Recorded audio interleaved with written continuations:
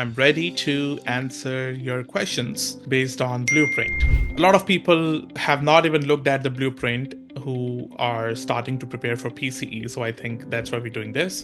Think of Blueprint as your PCE roadmap. It tells you what to study, how much to focus on each topic, and how to organize your time. If you follow it correctly, you will avoid wasting time on unnecessary topics and maximize your chances of passing.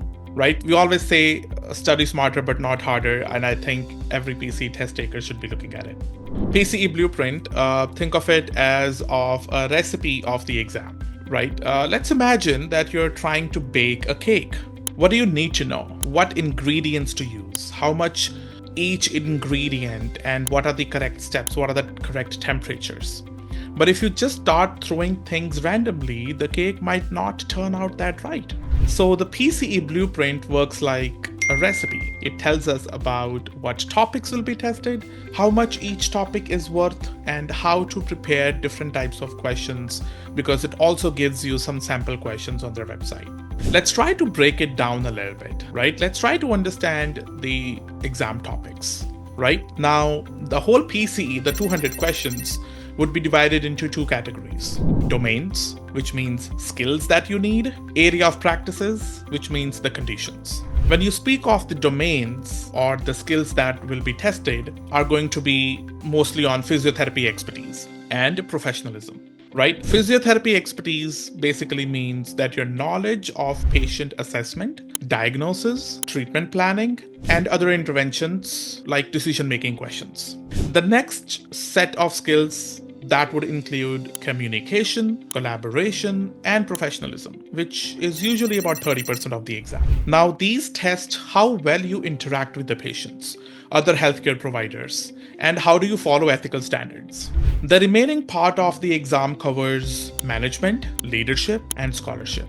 They're relatively smaller, but very important, which basically focuses on your ability to organize patient care, leadership in healthcare setting, or how do you use evidence-based practice in your decision-making questions.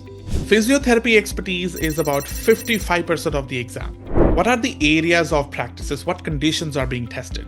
Sure, let's talk about the patient cases that you'll see on the exam. Well, the largest category is definitely MSK conditions, which makes up about 50% of the exam, which is huge. So you should really focus on MSK conditions based on the Blueprint. The next biggest section is neurological conditions, which is about 20% of the exam. So you should definitely expect questions on stroke, spinal cord injuries, multiple sclerosis, Parkinson's disease, etc., etc. Then comes the cardiovascular and pulmonary system, which is about 15% of the exam. Conditions like COPD, pneumonia, heart conditions, post-surgical conditions and their complications. And the last section would be other systems, which is again 15%, which includes pediatric conditions, pregnancy, chronic pain syndromes, conditions like diabetes and other metabolic disorders. Besides knowing what topics to study, you also need to be prepared for different types of cases that might appear in the exam. PCE considers different factors when selecting exam questions. Continuum of care. Cases can be from any stage of the patient care, like preventative, maintenance, restorative, which includes acute, subacute, and chronic phases. Patient demographics. Patients in case scenarios can be from different age groups, like pediatrics, adults, middle age, or older population. The test will include both male and female patient cases. Practice settings. Think about the different kind of settings like acute care hospitals, private physiotherapy clinics, rehabilitation centers, community care, extended care facilities, social and cultural considerations. Some cases may also involve patients with language barriers, cultural differences, socioeconomic struggles, disabilities, and physical factors. So you should definitely expect a variety of cases of mix and match. It doesn't have to be only one category, it could always be mixed. How do you study effectively? That's a good question. Active learning, which means don't just read notes. Try explaining topics out loud or method like teaching a friend. Smart notes. Use charts, diagrams, flashcards, random practices. Multiple resources, which includes videos, case studies, reading your textbooks, or following a timetable. Mock exams. Final Frontier gives you 4 practice exams, and you should definitely take the CAPA Retired PCE as well.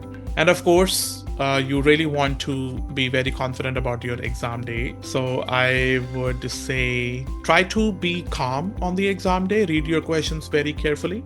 Don't rush. Look for keywords like best treatment or most likely diagnosis. Manage your time. Don't get stuck on one question. Move on. Come back later.